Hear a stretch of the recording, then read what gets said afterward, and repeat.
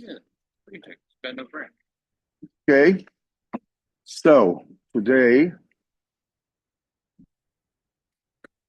we will discuss uh, the sugya of the tzaddik. Tzaddik, the neshomes, his kashrus, various questions that surround the issue. What does it mean? So I sort of like prepared some kind of synopsis. Okay. The sugya of a tzaddik is one of the most basic and uh, basic principles in avodas Hashem. It's also a subject that raises the most questions and difficulties and mind pretzels, like how does it work? And resistance. One hand, every person has a direct contact to HaKadosh Baruch Hu.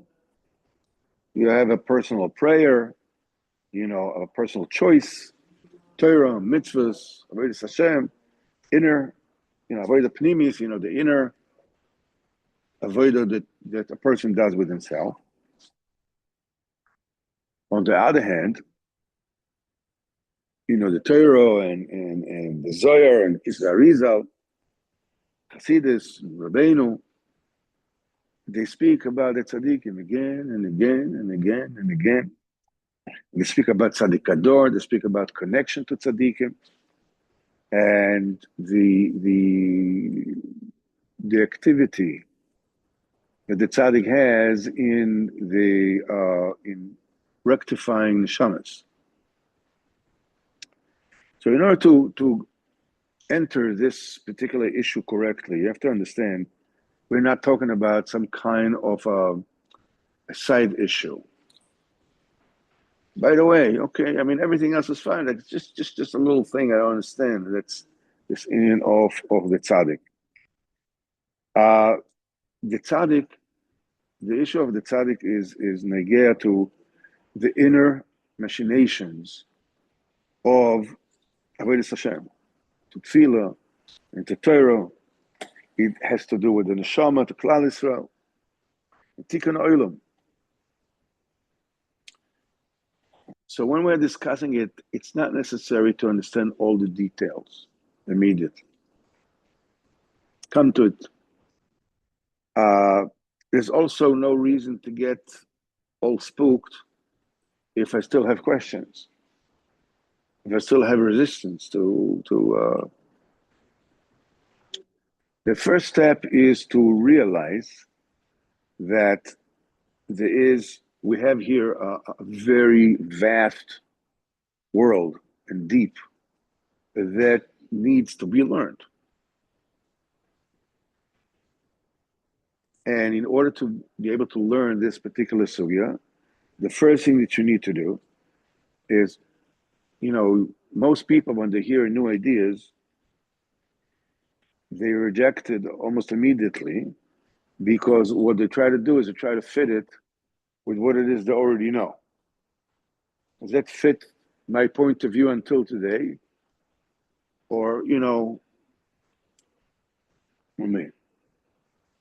And you try to, either it fits what I already thought until now, or to try, to try to sort of fit it to some kind of a framework that I recognize. In these two cases, you may miss the point, because the true way of trying to learn any sugya, especially something which is so subtle as the sugya of the tzaddik, is put aside the previous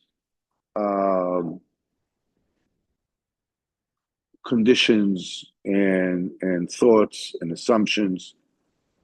It's not running away. That's going to happen to you. That's going to wash your brain. Just put it aside, be open, listen. At the end, when you hear everything, see how it fits with where you are. But in the meantime, keep an open mind and find out what is going on. We're not talking about, being a vater on your seichel. But you were just, dealing with question is there's a certain seder. First of all, you hear, and then you check it to see how you deal with it and how it fits where you're coming from. Okay. The first principle that, the main principles in the inyan of the tzaddik is the ability to contain and carry things that are the opposite of one another. The tzaddik is completely concealed. And at the same time, he's totally relevant and he touches every single facet of your life. He's very, very high. He's very exalted. He's like, but on the other side, he's very, very close. He belongs to upper worlds. Moshe Rabbeinu went up to the Shemayim. Baal Shem Tov did Aliyas Neshama. It's like all the way high. On the other hand, he knows how to get down to the absolutely lowest places that there are. He is he combines and he's like a general neshama that is extremely wide, that he's nogea to all the people. At the same time, the idea is to give a personal advice to each and every person. Moshe Rabbeinu is obviously the basic paradigm for the prototypical tzaddik. He's going up on Har Sinai. He receives the Torah. He speaks to Kadosh Baruch Hu in the highest madrigas, but he comes down to the people. He's taking care of their complaints, their whining. He listens. He davens for them when it's necessary. And he's called Isha Elokim. Chazal says, what's it Isha Elokim? He says, from the half up is Elokim, from the half down is a Medrash says that. It means he's both, the man that both belong to Elokim, and also Kodesh Baruch Hu. He has that aspect, this godly aspect, and he has the human aspect, both in the same time. He's called Isha Elokim on one side, it's called Va'ish Moshe Anav Me'od. He's very, very modest, all the men on earth. At the same time, both things are coexisting. In fact, his spiritual level does not distance him from us, but the opposite. It enables Moshe Rabbeinu to get down to the people, to the lowest of the people, to the biggest sinners.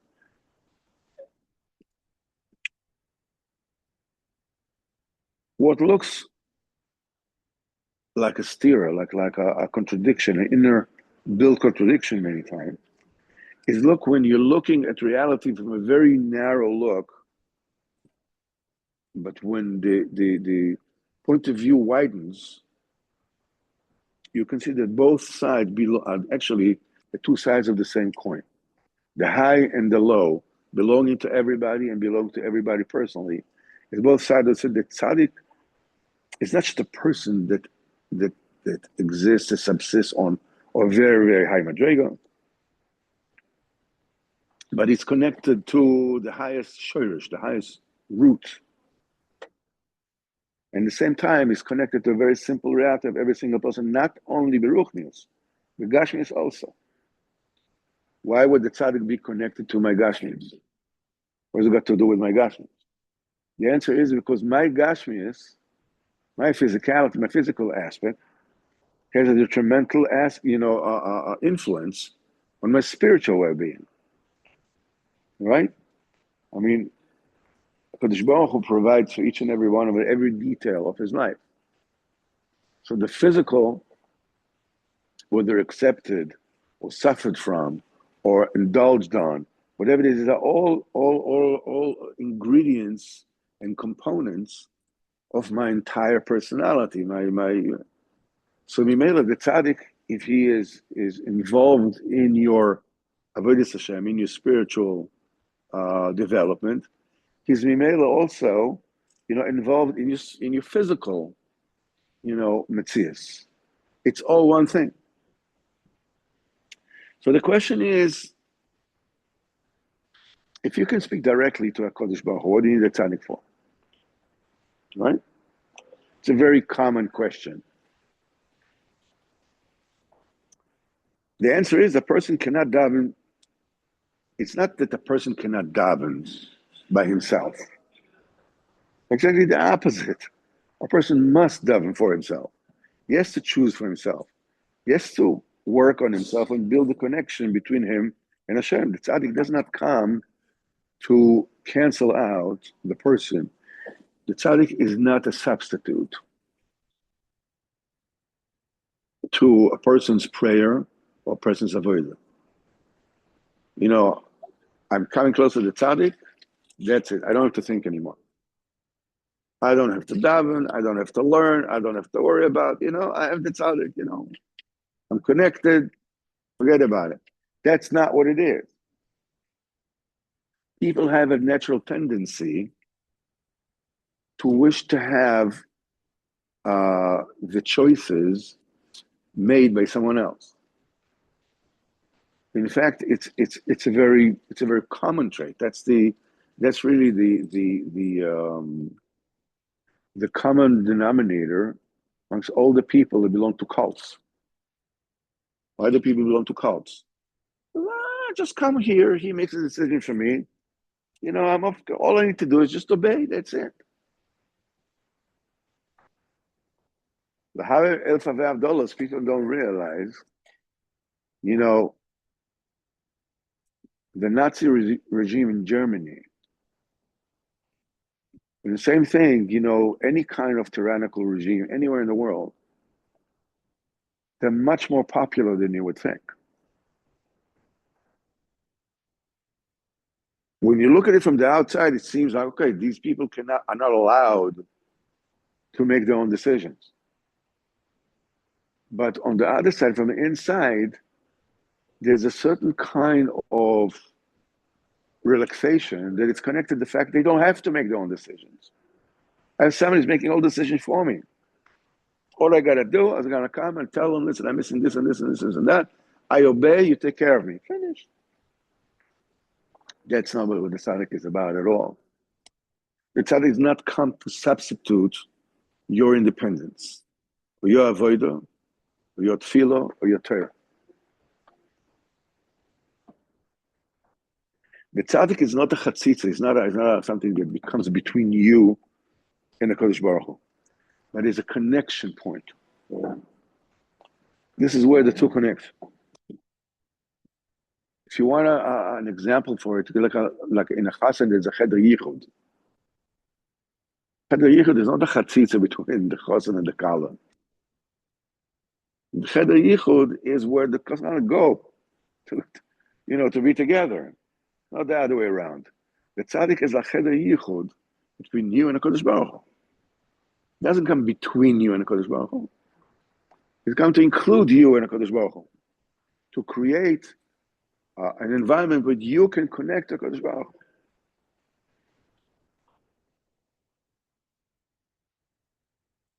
For whatever reason, could be a various.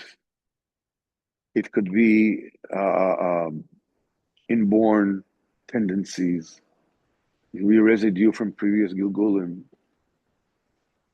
A person comes into life with a host of if they say, is this nurture or nature? We live in this world in a state of almost like hypnotic trance. This world hides the mitzvahs of Kodesh Baruch Hu from us.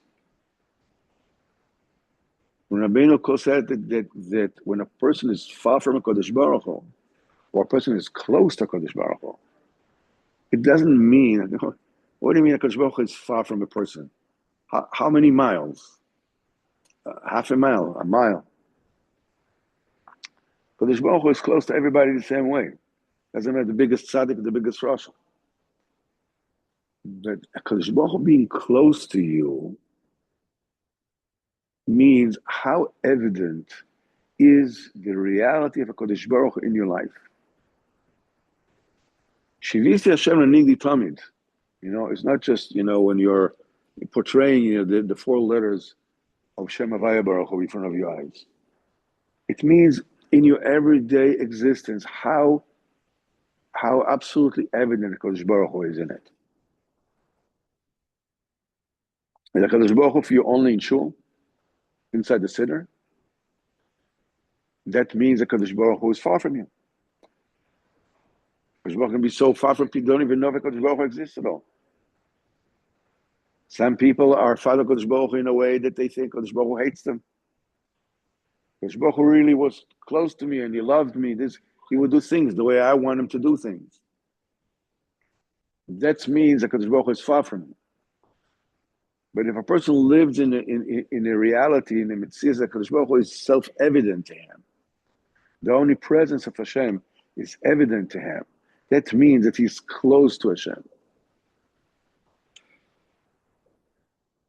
This is what the sun exists for. Sorry? How do you know that Hashem is evident? What is the experience of?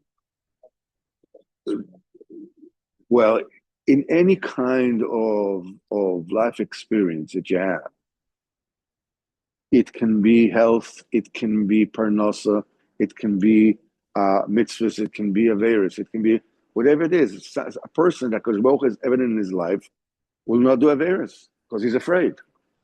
That's when Kodesh Baruch Hu is evident in your life.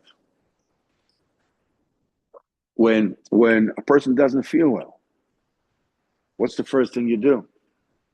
Obviously, you need to call a doctor, but what is the first thing that you do? To do ishtadlus. Are you speaking to a tzaddik? Are you calling an elachid and says, give me a bracha, daven for me? The more emunah that you have in an elachid, the easier it gets. Now, the thing is that the closer things get to your physical person, the higher the stakes go as far as bitochen and Kodesh Baruch Hu. It's very easy to trust HaKadosh Baruch Hu when it's to do with Klal Yisrael. The big picture. It's very Yetov. Hashem Yazor. Very easy Hashem Yazor when it comes to other people's business. Don't worry. Trust HaKadosh Baruch Hu. The closer it gets to you, the harder, the harder it gets. The more bitochen you need in order for the presence of Kodesh Baruch Hu to be evident in your life. We'll learn what is the level of what the tzaddik is and what is your connection with his level and how he is affecting your particular level. The tzaddik is not a mechitza, the tzaddik is a framework. Is a framework within which you connect to Kodesh Baruch Hu. He is actually acting from a place that has absolutely zero personal interest. We'll learn a bit later why this is crucial. That zero interest. It's not a side thing. He happens to be a very good person. He's really altruistic. He's like everything for somebody. He's like a really nice guy. That's not what it's about. It's a much more central question, as we will see in Hashem. The tzaddik does not stand between a person and Kodesh Baruch Hu. The tzaddik is the one that helps you take out the things that stand between you and HaKadosh Baruch Hu. That's his role. To remove. The tzaddik is not between you and HaKadosh Baruch Hu. The tzaddik is there for you to remove what stands between you and HaKadosh Baruch Hu. This is what the tzaddik is about. In a regular splach, it said the tzaddik is a person that most of his actions are good. Tzaddik, Beinoni, and Rasha. It's like it's we're not even talking perfectly, but sort of like you do more good and you're a bigger tzaddik. More tzaddik. You do less good and you're a smaller tzaddik. This is the way people usually understand. Torah and mitzvahs. That tzaddik is somebody who learns more Torah, is mekayem more Torah. He's yosher, he's honest, and it's true. I mean, this is a definition of a tzaddik, but it's not enough in order to explain the concept, the way it comes out in the pnimis of Torah, the inside of the Torah, in the mysteries of the Torah, in the Zohar and Kabbalah. The tzaddik is not just a description of a moral stature, moral level. The tzaddik is a role. The word tzaddik denotes a specific role. Role, R-O-L-E. It's a job. A rav is a job. A dayan is a job. It has to do with a judge is a job. A tzaddik is a job. It's not a personal rank. It's what it is that the tzaddik needs to do. We said tzaddik is yesod olam. The tzaddik is connected to the midah of the yesod. The Gemara says, it's not Hasidus. It's not whatever it is. It doesn't matter. You can be a litvak, whatever it is you want to be. It's a Gemara. The tzaddik is yesod olam. What is the one pillar upon which the world stands? That's the tzaddik, says the Gemara. The tzaddik is yesod olam. It means that the entire reality stands on that concept of the tzaddik. We will learn how in a minute. How does it work? But this is, the nigel of the nister. There's no difference. Everybody recognizes there is a central function for the generation, which is called tzaddik. He's the one responsible. He's the responsible adult of the world. It goes much deeper than that. But that's a job. That's a function. And very much like a foundation. The foundation of a building is never seen. But it's crucial. Without it, the entire edifice will just crumble to dust. The tzaddik is not the most evident part of the world, but it's the deepest, most crucial foundation for everything. The tzaddik is yesod olam. Everything is predicated and stands on the metzias of the tzaddik. Now, the midas hayesod, when we learn Hasidus, is the connecting link between that which is above it and between all that is below it. All the spheres above, it comes, from Kesed, then it goes to the Chochmah and the Bina, then it becomes Das, and it goes to Chesed, Gvura, Tiferes, Netzach Hod. Everything congregates to the Yesod. The Yesod is the thing that is Mashpia to the Malchus. But at the same time, the Yesod is also connecting upwards. The Tikkun Ezra says, Istalkuta the Yesod, the elevation of Midas HaYesod, or Siyas HaYesod, Ad Abba V'Ima, go all the way to Chochmah and Bina, goes all the way up.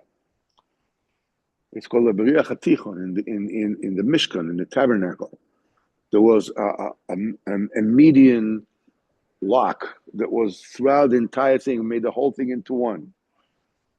And that's the one chelik in the Mishkan usually you have in Beis Hamikdash, you say there were 10 miracles, constant miracles that would happen in Beis Hamikdash at all times. There was never a fly, in Beis Hamikdash, in where they slaughtered behemoths. You ever seen a slaughterhouse without flies? There was Beis Hamikdash. There was not. There were, the smoke that came up from the karbonis, from the burnt offerings, but it straight up. Doesn't matter winds, rain, snow, hail, whatever.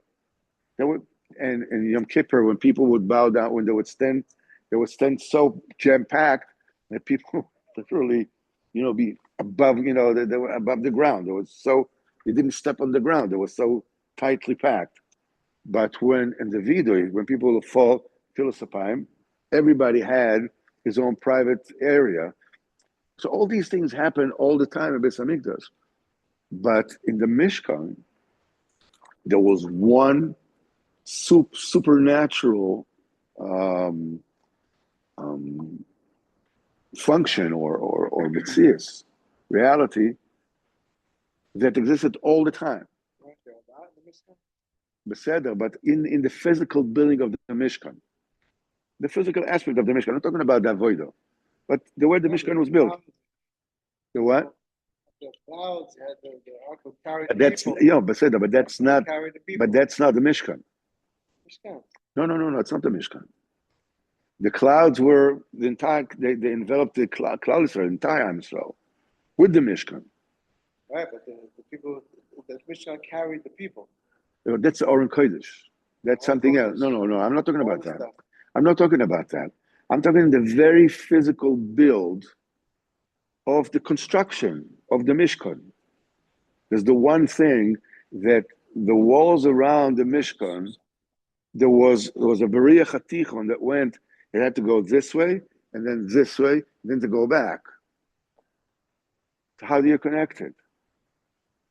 Well, you connect this and then connect the corner, this way, and then connect the corner this way. No, it was one thing.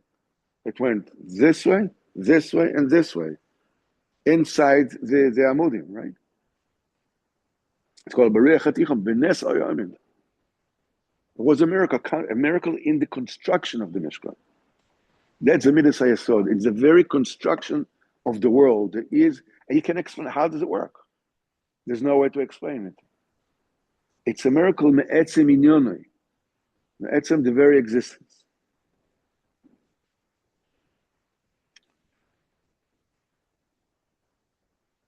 So Mimela, the tzaddik is not only high, he's also long. He connects all the way up to all the way down. He combines everything. That's what they call kol b'shamam v'aretz. Everything in the heaven and the earth. The Zohar says, Tikkun Zohar says it. Tzadik da kol. The tzaddik is the concept of kol, of everything. The what?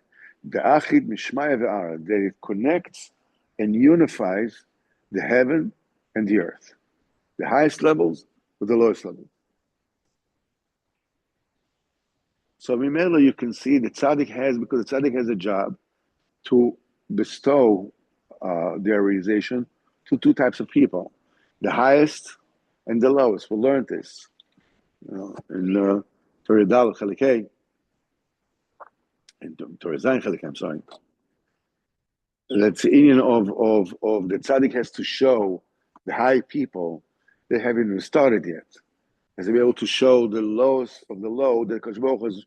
Now the thing is, it's not that the tzaddik has to tell them, listen, you haven't started yet. You don't know diddly. That's not the tzaddik shows the high people that they haven't started, but in a way that wakes them up and utzes them on and sort of like drives them on to start all over again, to start now. On the other hand, the tzaddik doesn't tell everybody, listen, Kadosh Baruch Hu loves you. The Baruch Hu loves everybody. He loves you. He's with you. That's not enough. The tzaddik needs to show on an experiential level for the people who are on the very, very low madrig, the Kadosh Baruch Hu is mamish with me. The tzaddik has to make it self-evident to me because Baruch Hu is close to me. Not just, hey, you know something? I have a nice message for you, a nice bumper sticker, because Baruch Hu is closer, because Baruch Hu loves you. He has to make it evident. He just has to go into your reality and see, as it were, show you things out of your own eyes. If you're very high, you haven't even started yet. If you're very low, HaKadosh Baruch Hu is mamish with you. See HaKadosh Baruch Hu is mamish with you.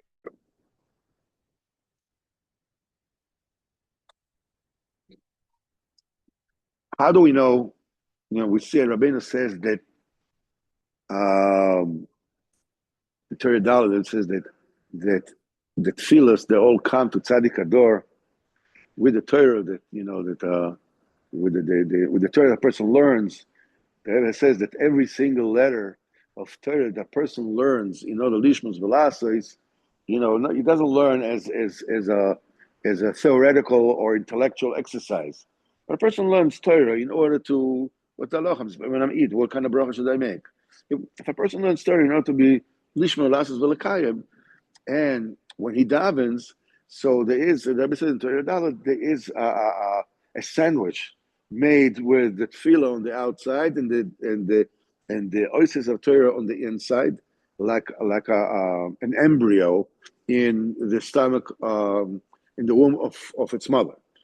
And there is this interrelation between the Torah and the tefillah. He says, this is brought, the tefillah brought to the tzaddik, and the tzaddik elevates it. Whoa. What are you talking about? Tzaddik elevates, he elevates the tefillah? What is it? He is between me and HaKadosh Baruch Hu. What is it? On the other hand, we say the tzaddik is the Rebbe says one of the strangest stories. And so you read the story of the Kutar, it like the Rebbe says as follows. Imagine there's a horse. It's a crazy horse. It's a crazy horse. Whatever it is that the owner tried to do with it, it just bucks and it runs away. So the person goes to the horse and bangs on the horse with his fists.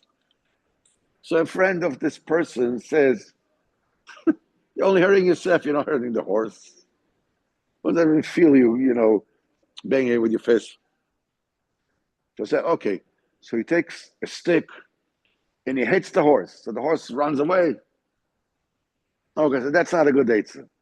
He says, okay, so the person takes the horse and he ties it to a tree and he hits it and he hits it. So nothing helps. Nothing helps with this horse. The Rebbe says that this person doesn't know what to do with the horse anymore. The only fix this horse has is to shoot it in the head. But I feel sorry. I'm going to shoot the horse in the head. It's a show. It's a horse. It's worth something, whatever it is. It says it's the same thing is a person that lives his life, disconnected from HaKadosh Baruch Hu. Like this horse, like a crazy horse. And nothing is done with that horse. Helps it. You take a look at what's going on in Israel, okay? The entire world. So, whatever it is that they did before October 7th, I don't want to start guessing because of this, because of that, whatever it is. Yeah, this week's Parsha already tells you exactly what it is that happens if people don't listen to HaKadosh Baruch Hu. It says Moshe Rabbeinu is poured, clawless like from a barrel. It was like 90-something clawless in this week's Parsha. Parsha Kishamoya. If you listen to HaKadosh Baruch Hu, this is going to happen. Don't listen to HaKadosh Baruch Hu, this was going to happen. So October 7th is very, very evident. Talk to the people, the fried people in Israel. They don't get it.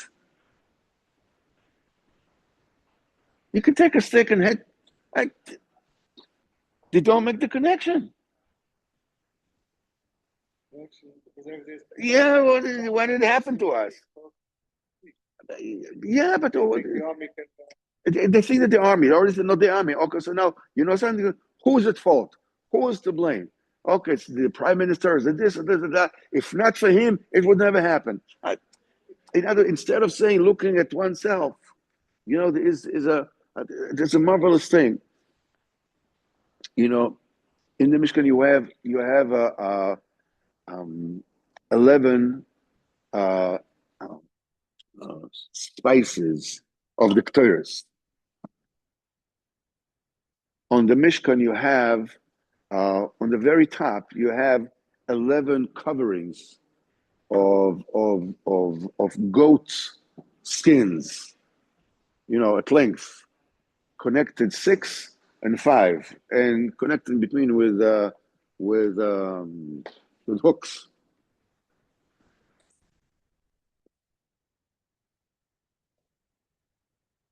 On the other hand, there's a pasuk in the Torah where 5 words, consecutive words, start with the words Aleph. It is Vayome Paro. Paro said, Erdof, Asig,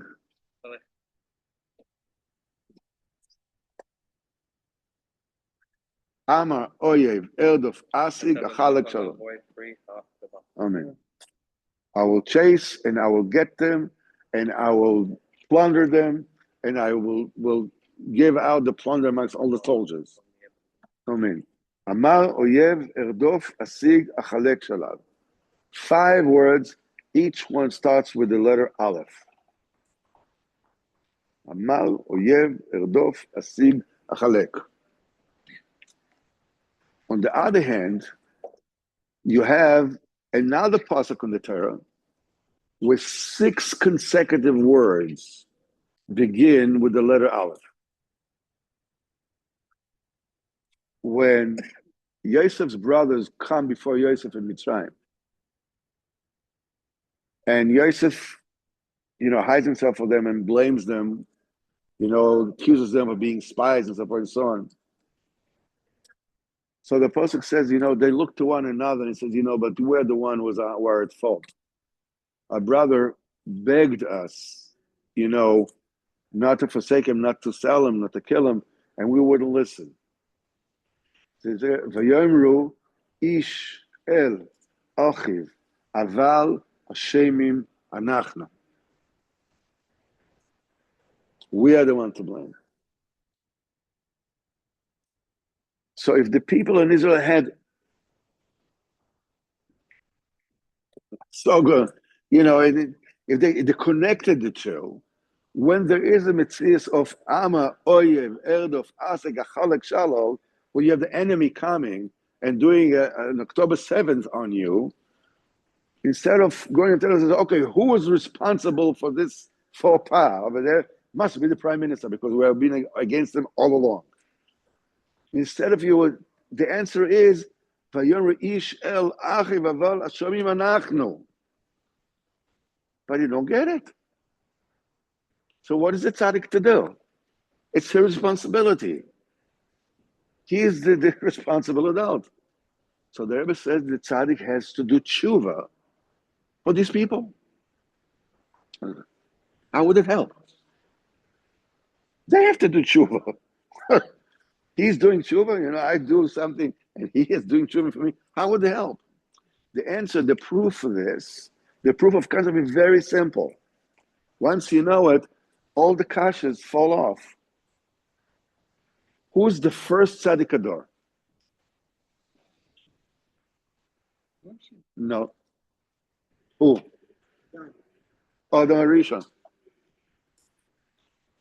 Is it tzaddik ador? Adam Rishon contained within him, as Arizal says, Shar Gilgulim. There's a difference how things happen, before the Chet and after the Chet. Adam Rishon included within him, encompassed within him, all 600,000 neshamas Israel. They were part of who he was.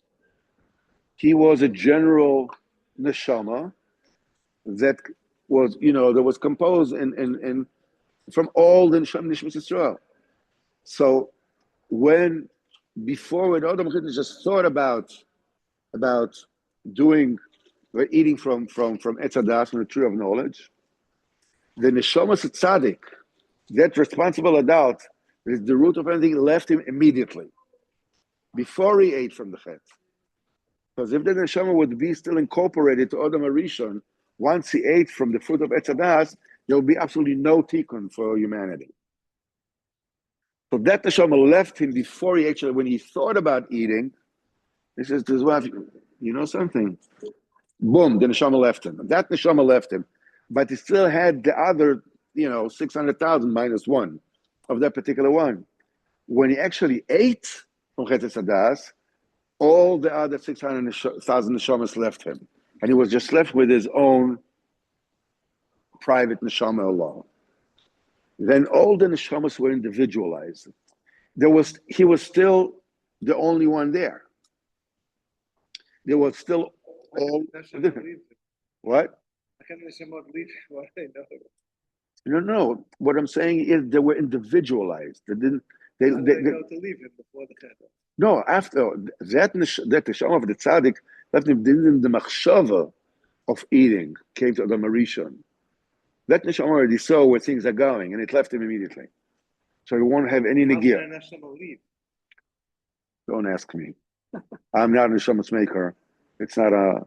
But anyhow, afterwards, after the Chet Hadas, Adam Rishon did tshuva for 130 years. 130 years.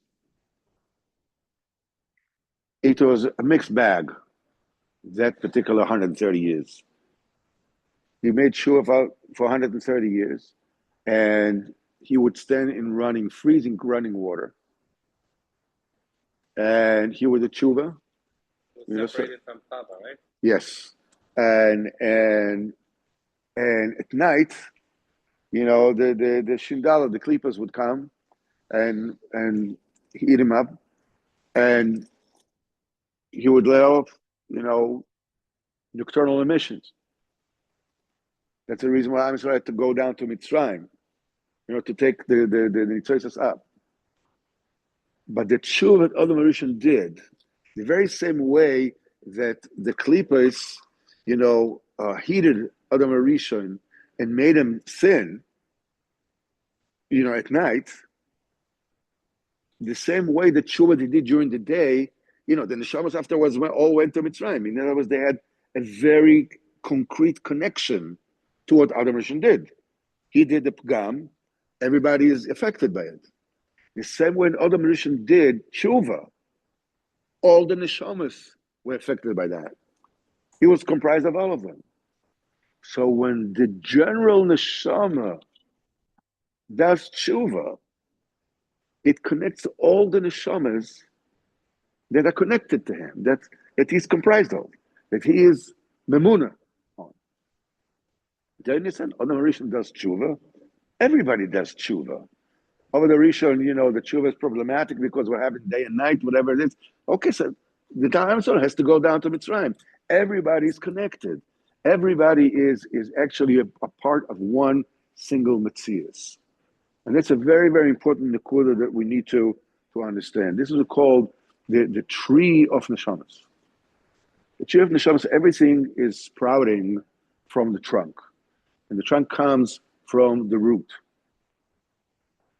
If there's a tikkun at the root, you have branches, and branches will give off branches, and another smaller branches and twigs, and then there are leaves and fruits and so forth and so on. But everything is connected to the main shiur. But the thing is that everything is not just connected to the main shiur, but they are, like junctions. There's the trunk, then 2 or 3 main branches. Then it breaks to more, and so forth and so on. So whenever it is that you have tzaddikim, they are whole junctions. Each and every one of them is a junction. In fact, each and every one of us is a junction. We are connected at the root to a root junction, and we have neshamas that are connected to us. That when we do something wrong, we influence them badly. When we do tshuva, we influence them. in doing tshuva. It's a totally different existence on the spiritual level, on the oilim and neshamas, the level of neshamas. In the body, everything looks separate. Every limb is separate. Yeah, everything is part of the same system, but nevertheless, a person can live, with one limb or not functioning, or whatever it is, or functioning more, functioning less, whatever it is. Basically, it's sort of like influences the entire system, but nevertheless, each limb has its own reality. The neshamas are not like that. The very basic thing in Teres and Nistar, and you need to, that the person needs to understand this, because otherwise you can enumerate, all the spheres and whatever it is that whatever's written in Sfarim. But if you don't understand that concept, you didn't even begin to understand the whole thing. And that is the inclusion, this colorless. How everything, because in Teres Nigla, the Gemara, you say, what is the thing that separates this from this? How do you differentiate, Allah on Shabbos, a person is not allowed to, make himself throw up. Even if we're full, on the other hand, the person is allowed to take out a thorn, allowed to take a needle and take out a thorn. And the question is that on one side, the food inside the body of a person is a foreign body. Otherwise, you have nothing to throw up, right? Nothing to expectorate. On the other hand, the thorn is also a foreign body. Why are you allowed to take it out? Because it's not part of your body. So what's the difference? What's the chiluk? What is the differentiation between the food inside the body that is considered, it's enough part of the body, so you're not allowed to do it on Shabbos, whereas a thorn is a foreign object? We have many instances, bosa b'cholav. I mean, if the Kohanim in Beis Hamikdash, if they wanted, they could eat the milk that was in the stomachs of the korban oila. In other words, the milk in the stomach of the lamb is not considered part of the korban oila. Korban oila goes; it's a complete offering. Everything goes on the mizbeach. The milk, the Kohanim could eat it if they wanted to, which means it's not a part of the korban oila. So why is it different from a thorn? Why can't you take it out? You feel nauseous, whatever it is, makes it throw up. The very thing, you take out a thorn. So in the nigla, you're saying, okay, well, how is this different than that? Why is this more, even though we see, like in the bus of the challah, or whatever it is, we see that milk or food is a separate thing from you, whereas we see that when it's a thorn, it's separate thing, you're allowed to take it out. That's the limud of the nigla. What's the difference between this and that? In the Olam and Neshamas, it's the opposite. How the things which seem to be separate actually come together and are all one thing.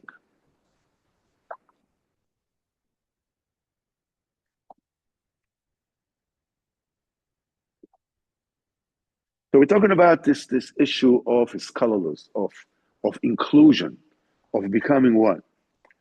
The neshamas are connected to each other in inner connections. They influence one another.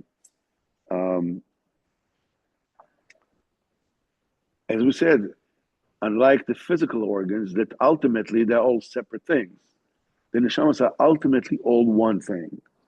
They all make one big neshama, which is called Israel. So Adam Rishon, as we said, Adam Rishon is the key to understanding everything.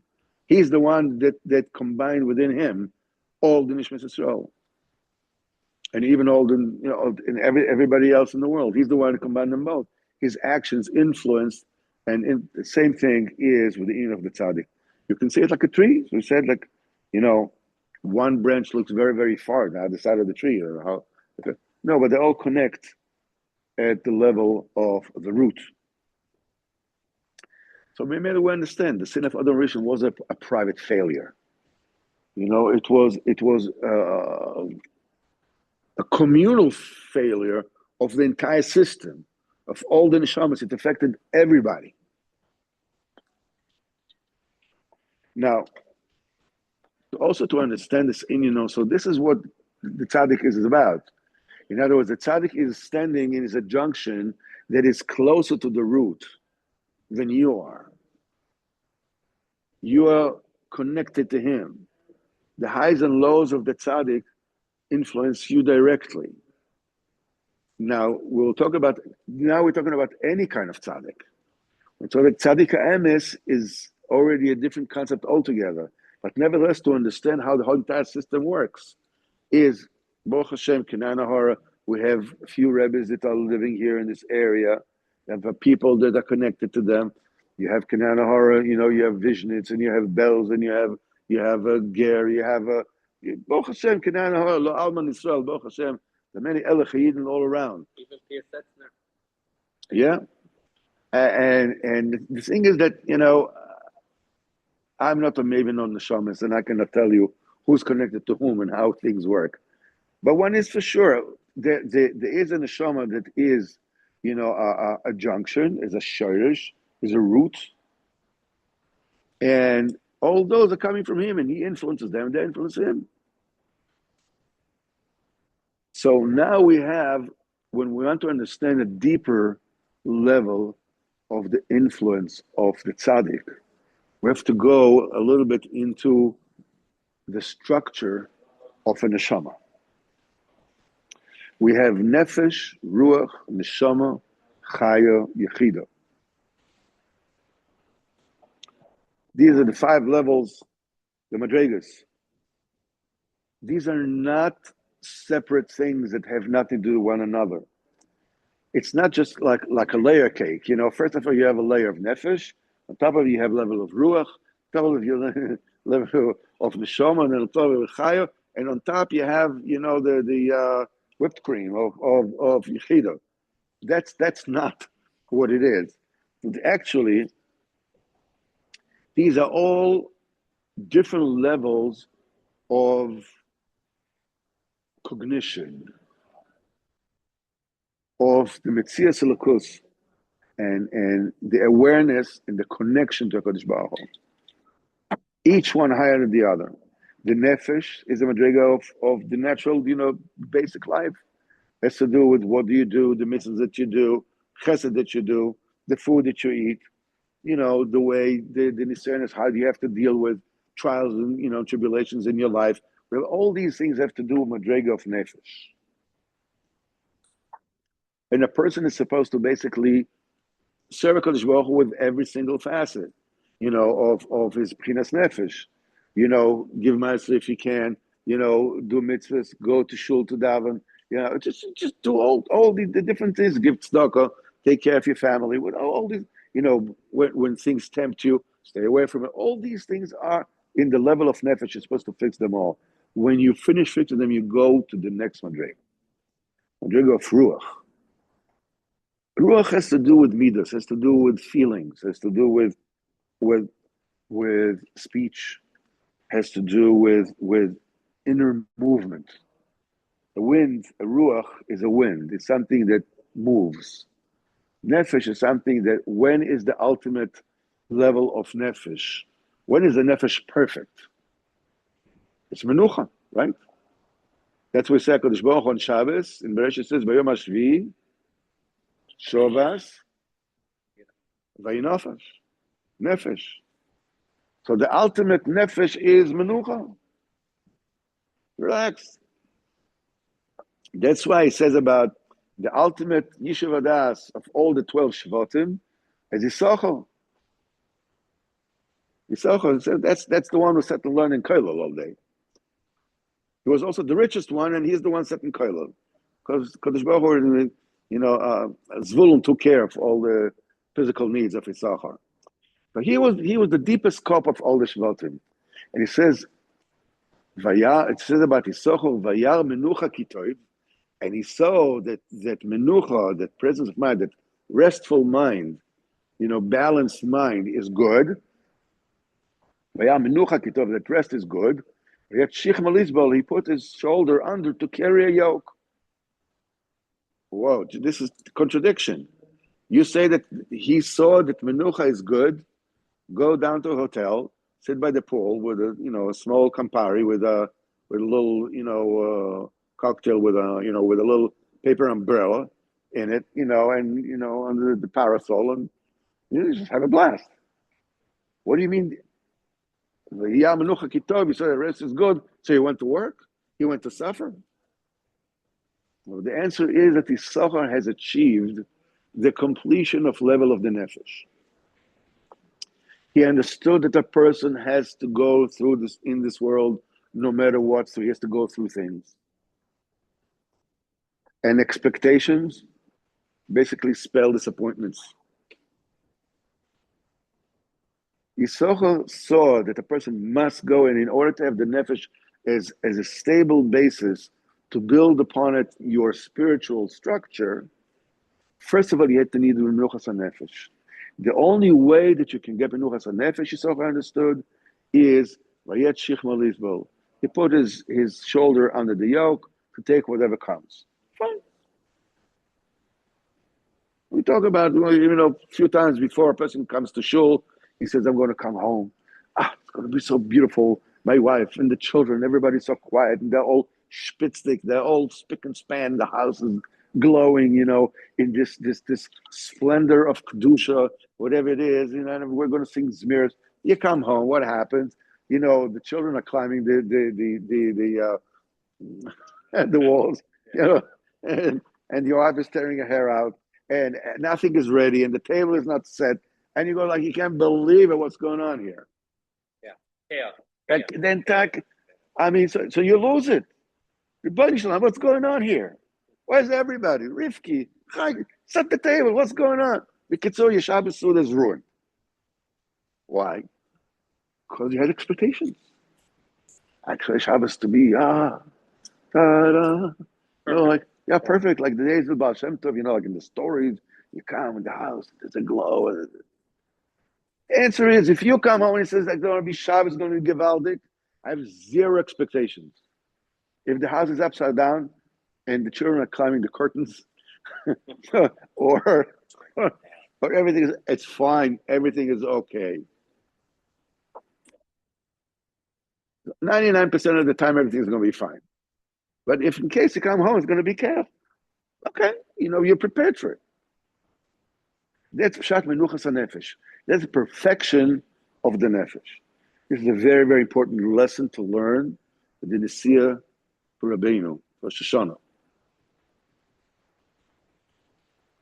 Each and every one of us is going to go through long bus rides or car rides and whatever it is, telling about the border for hours and this and that, whatever it is that happens to every single person. If you prepare yourself ahead of time, and you realize the whole thing is Nesiya to the Tzadik, it won't bother you. Okay, just open up a table and say in the meantime, what's going home with all of it. But going home is part of the Nesiya, exactly like going there. That's where people already, there's already a relaxation, a papa. Oh, okay. I already went through all the balagan. Now I just want to get home. Okay, so that's the thing, that it's the tikkun starts from when you think about going until when you already arrive home. The whole thing is in this. If you're prepared for it, you completed the level of nefesh. Ruach, as we said, this is the feeling, the speech, the inner movement of a person. A person that has a general nefesh, a general ruach, doesn't speak to everybody the same way. When Moshe Rabbeinu asked HaKadosh Baruch Hu to appoint a leader that will continue after him, he says, put ish asher ruach boy. Appoint a person that has a ruach, a spirit within him. And so Rashi says, "Sheyochol leilech keneged ruchoi shel kol echad ve'echad," that he can confront every single person according to where he's at. He can speak to everybody. Somebody who is an obstinate can be obstinate against him, so put him in his place. Each one according to what he needs. He knows that every person has a different kind of derech, a different kind of space, different kind of things that he can, things that he can't. The tzaddik is something. The Shom for tzaddik, when he reaches this level of shleimus haruach, he's able to speak to every person according to where he is. When you saw, you come to El Chayid, you come to somebody, many, it can be Rabbi Yaakov Shechter, it can be, I don't know, Zundar Kiva, it can be Nosson Maimon, whoever. Somebody that has a ruach boy. You have many people come to him and speak to him.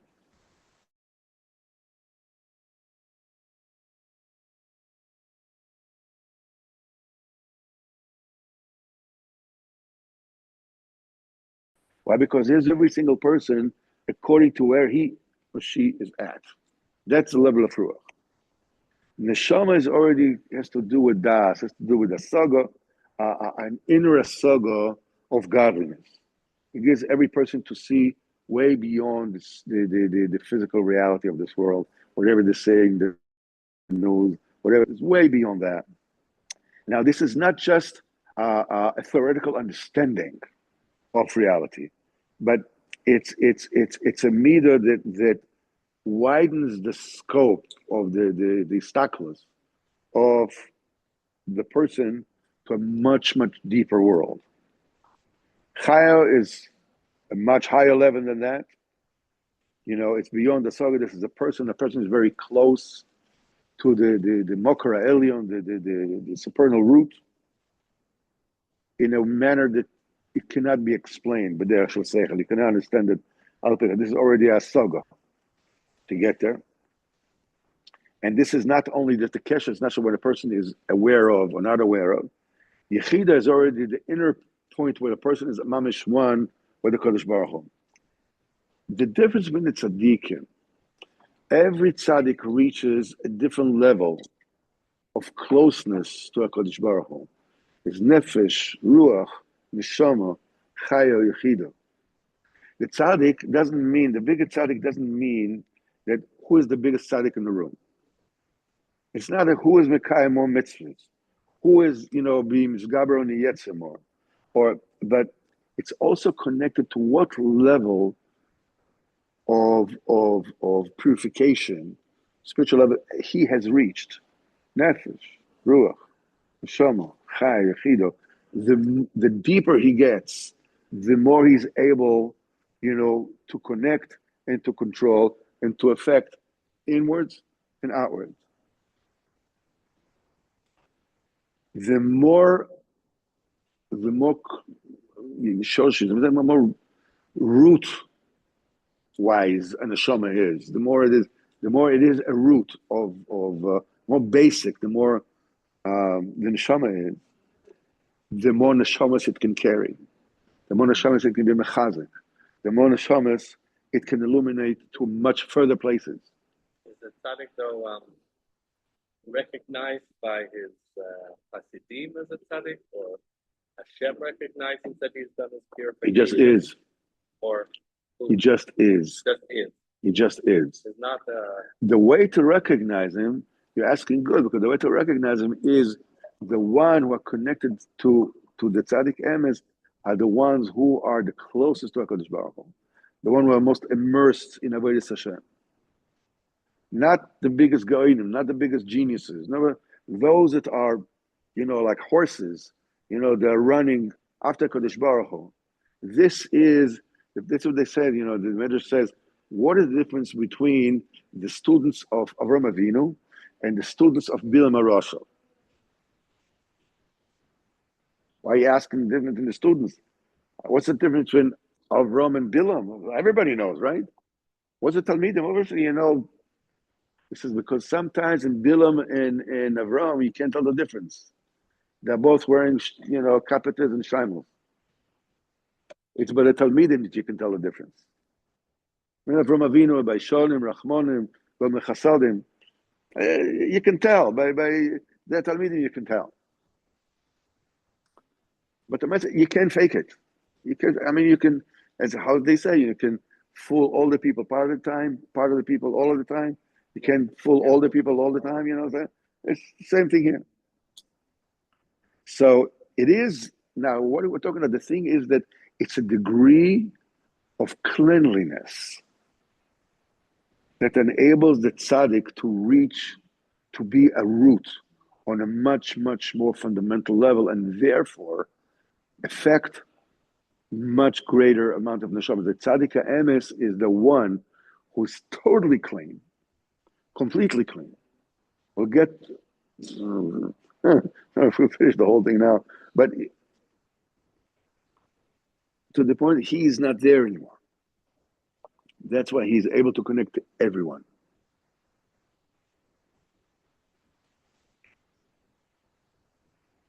The reason why it's able to connect to everyone is dependent upon cleanliness, because the tzaddik has to go down to the people, to where they are.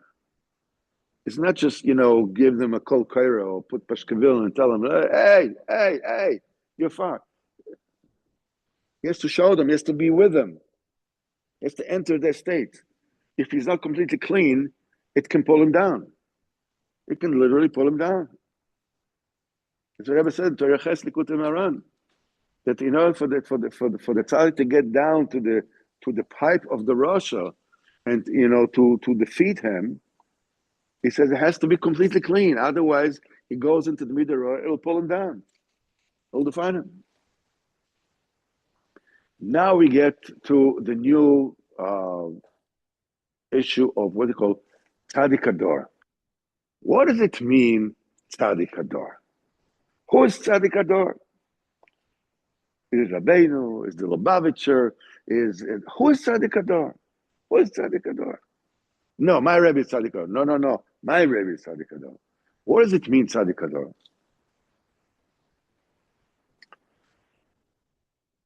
So we already established that a private tzaddik is somebody who is working on his own inner perfection. A general tzaddik is tzaddik who is responsible.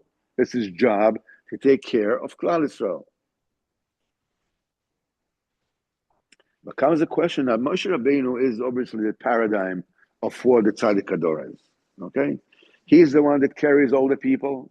He's the one when they sin, he goes to Kodesh Baruch Hu and asking in the tones for the chet of Chet HaEgel. He's the one that davens for them. He's the one that intercedes for them. He's the one that does everything. The highest to the low. He teaches the Torah. He's malad the tefillos. Everything is done through Moshe Rabbeinu. So this quintessential tzaddik ador. Okay.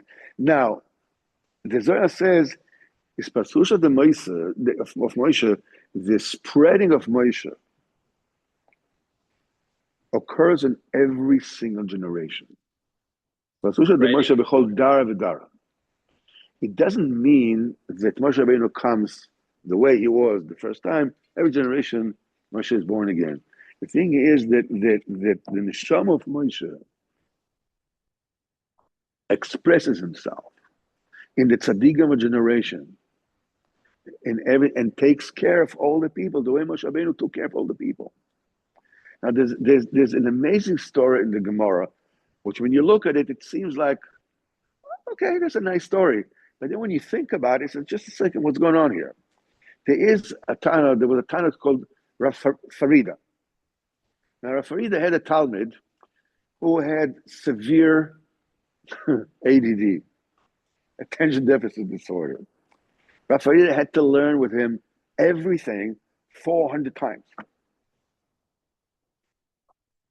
One time, Rav Farida learned with his Talmud 400 times, and other people needed Rav Farida for something else, a Dvar Mitzvah, whatever it is. So in the middle, they called his attention to something else.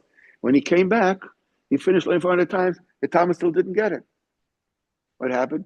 He got this, the guy that came, they broke his concentration. Okay, he doesn't remember. He doesn't understand anything. Rav Farida learned with him another 400 times. Now he got it. Came Baskov in the Shamayim. We have the levels that we have, Beis Hamikdash, first Beis Hamikdash, second Beis Hamikdash. After Beis Hamikdash, we have Nevuah, and after we have HaKodesh, and then we have Baskov. The Baskov came out and says, they asked him, what do you want? Do you want to live really, really long life? Or do you want you and your entire generation to be Bnei Olam Haba? Obviously, he said he wants everybody to be Bnei Olam Haba. So we should gave him both. Beautiful story. What a tzaddik. Such patience, kindness. But the question really, when you look at the story, is this. Just because the Farida had this amazing patience and kindness, somebody at the end of the world gets Olam Haba? What's the connection? Ma kesher.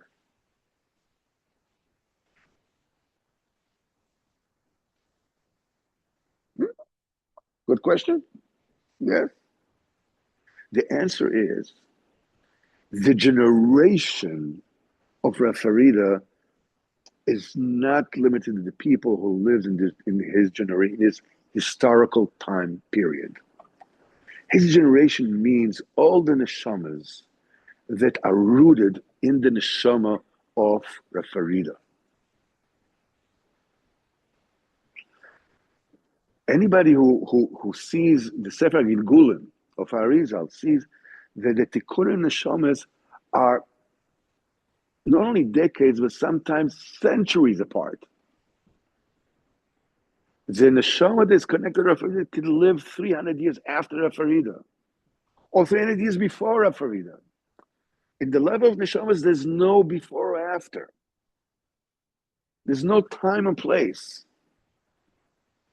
That's when it says Moshe Rabbeinu is the father of all the prophets, those that come after him and those come before him. How can be before him? He comes after them. Because in the level of neshamas, there's no before and after.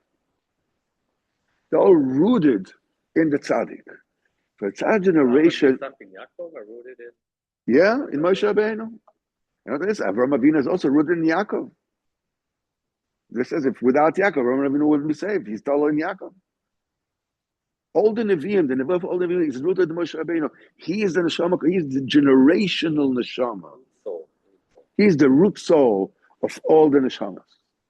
So tzaddik hador doesn't mean he's tzaddik in this particular time, it's from this year to this year, around this geographical area. The tzaddikim, that are, Is usually a specific. Yeah. So we are talking about in the Olam and Neshamas and the level of Neshamas. Okay, no. It's Tzadik Hador means the door of the Tzadik means all the Neshamas that are connected to him, that he is the root Neshama of all these Neshamas. That's his generation. It doesn't matter when they lived, before him, after him, it doesn't matter. So when he does such a tikkun, he's able to say, okay, I want everybody to have Olam Haba. That means they can live hundreds of years later. But eventually they will do tshuva shlemo with the schus of Rav Farida, the tzaddik that they stem from, and they'll ultimately do tshuva and b'zochat Olam Haba. That's the pshat of tzaddik hadar. It says Moshe Rabbeinu is the tzaddik of every generation. Not just a historical figure, but an all generation figure. He's the paradigm. He doesn't just teach Torah. He's the one that elevates tefillas. He's the one that does tshuva for the people. He's the one that acts as the intermediary between Kodesh Baruch Hu and Am Yisrael. Rechav Beis. He has to give advice to Kodesh Baruch Hu, about the din Torah. Then he has to bring it down. He has to teach them. He has a lot to do. That's his job. He's a central checkpoint for everybody. So as we said, the tzaddik emes is not measured with his personal spiritual level. We can't even imagine what's the spiritual level of a tzaddik emes. There's just no way. It's not a question of more than this or more than that. It's just a total different paradigm. It has nothing to do with anything. He is a general neshama. He's the root neshama. And he's the one, what does it mean? He is able to carry and take care of and bring tikkun to all the neshamas that come from him. His tzaddik emes means that he is memuna all nishmas Yisrael. He can go to the darkest places without being touched by it, without being defiled by it, because he's totally clean. So the tzaddik is the only one who is actually able to connect you to Kodesh Baruch Hu. He's the only one who's able to get into your place and to remove the disturbances that prevent you from connecting to Kodesh Baruch Hu. That brings us to the final point of today's discussion to the tzaddik. Connecting to the tzaddik. What does it mean? First of all, connection to the tzaddik does not mean that you're giving up your own personality. Doesn't mean you're giving all out. You're giving your own independence. It's not even a dependency. What it is, it's a way of closeness, acceptance of das, and practical avodah. This is kasha to the tzaddik. There's basically two ways of being kasha to tzaddikim. There's the physical aspect of it. There's the spiritual aspect of it. And they're both also interconnected. Physically, my tzaddik means you listen to the aids of the tzaddik. The tzaddik says, go to the mikveh every day, try to go to the mikveh every day. That's what you try to do. If he says, say, taking a kloli every day, take a kloli every day. If you're supposed to learn aloha every day, learn aloha every day. If you make hizbayadus every day, you make hizbayadus every day. You learn the aids of the tzaddik one by one, and you implement it. That means it's kasha to the tzaddik on the most elemental level. Now, as you do this, it opens up your heart. The tzaddik, you incorporate more and more into the shalom of the tzaddik until your heart opens. And when your heart opens, you are able to connect to the tzaddik on a different level, which is the level of ahava. As Rabbeinu says, the main kesher to the tzaddik ador is that you love the tzaddik is v'nafshay kshura b'nafshay, that his nefesh is tied to his nefesh, like David and Yonasan. They were, inseparable. And you'd rather have the love of the tzaddik me'avas noshim, like David and Yonasan. It's such a love, because as Rabbeinu says to Amidus, if you bring somebody closer to Hashem, he will love you. Pashut. Sefer Amidus. If you bring someone closer to Hashem, he will love you. What kind of love is this? It's Ahavas Hashem. It awakens Ahavas Hashem within you. The tzaddik, and every single yid has nekudas tzaddik within him. The tzaddik is not the one who says, listen to me, look at me, see where I'm sitting at the head of the table, all right? Let's not make any mistakes about it, all right? We know who is sitting at the head of the table. Okay, if I like you, maybe I'll... That's not what the tzaddik is about. The task of the tzaddik is to awaken the nekudas tzaddik that exists within each and every one of us. That's his job. Ultimately, this is his job. The tzaddik doesn't say, listen, you're small, just the other way around. He wants you to be misgaber, to become stronger, to become closer, to become a tzaddik. As Rabbeinu says, should be tzaddik and kamoni mamish. Adrabah. Be tzaddik and mamish like me. Moshe Rabbeinu says, when the 70 Zkanim, when Moshe Rabbeinu says to Kadosh Baruch Hu, listen, I can't carry everybody. It's just says, okay, take 70 sages and I will put the spiritual prophecy upon them. And that's what he did. And they all started prophesying. And there were two elder Meidod, they still prophesied in the Machane, in the camp. So Yeshua comes running and says, incarcerate them, put them, make them, be leaders, whatever it is, and they will find out. What was the big sin that they, because what did Yeshua hear? He says, hey, you think he's worried about the covenant of Moshe?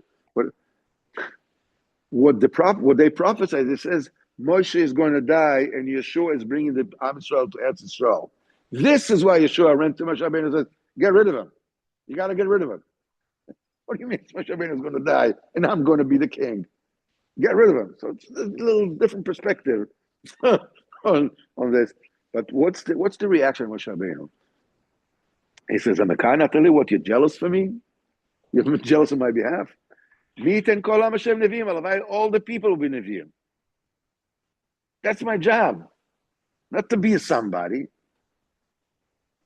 And that is the thing that sort of brings us to the nature of what does it mean? What does it require for a person to be a tzaddik emes la'amitai? He cannot be, period. We said he has to contain two opposites. On one hand, Yosef wa mashbir wa shalit. He's the one that influences everybody. He's the one that carries everyone physically, spiritually. He's in them. He's in them as much as they let him. The tzaddik cannot come into you if you don't want to get into him. Rabbeinu says, you cannot do anything without me, and not going to do anything without you. It has to be, a bilateral relationship. But on the other hand, the tzaddik has to be basically so strong, so powerful, so capable that he's able to take care of each and every neshama of Am Yisrael, no matter how low, no matter how high. Everybody, bring it to HaKadosh Baruch Hu. On the other hand, the only way that he can do it, as if he, as a person, is not there at all. There's nobody there. And they say, oh, just a second, these are two opposite things. No, it isn't. The only way he can be everything is if he personally is nothing. Isha Elokim can only exist if Ish Moshe Anav Meod Meod. There's no Moshe there. So godliness, shines out of him without any hindrance. If there is a little bit of shmitchik of Moshe, of a self, in Moshe Rabbeinu, the Tzadik Emes, it's not a clean, complete projection of HaKadosh Baruch Hu.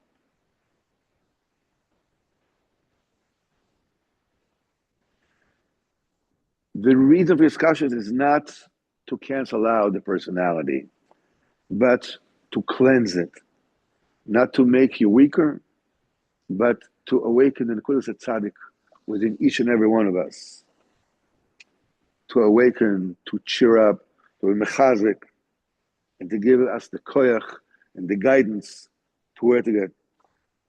The Tzaddik helps each and every one of us see where we really are, each one of us.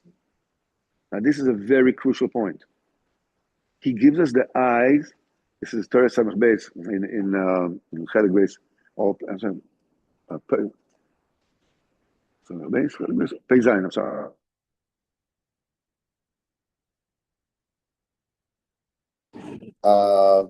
Somebody up there.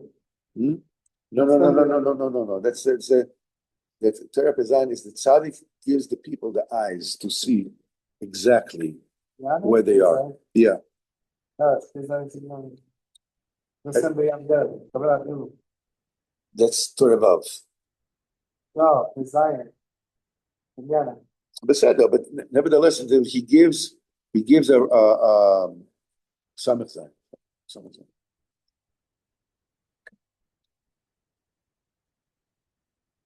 He gives you eyes, and the main thing is to see where you really are. So you don't cheat yourself. Don't think that you are more than you are, and don't think that you are less than you are. Why? Because it's a singular trip from you to HaKadosh Baruch Hu. And if you think that your starting point is elsewhere from where you really are, you're not going to be in your right way. The tzaddik needs to show you, give you eyes to see where you're really holding, the things you need to fix in your meters, what the tshuva you need to make. And the second job is to show you and to guide you to what is the derech, what is the way, what are the instruction manual for somebody who is in your particular matzav, right where you are. Nobody from the creation of the world until now or ever will be exactly where you are right now. They say, okay, somebody like that needs to do A, B, C, D, E, has to be discover certain things, go certain things. All these kind of instructions would be gashmis birukis. That's the tafkid of the tzaddik. The tzaddik is not outside, the tzaddik is within you. Hashem, should give us Hashem, see of Hashem, to really get close to tzaddikim and to the Rabbeinu HaKadosh, and to have real emunah tzaddikim, and that Hashem will be able to be mekayim all the eitzes of Rabbeinu. That Hashem will come to love the Rebbe with a complete heart. The nafshah shiur benafshah. That Hashem will all be together in Ummah Shana that Hashem. Or Zochem that Hashem ksiv chsimato given shiur. Shiur shleim. Call to. Thank you so much. Yeah.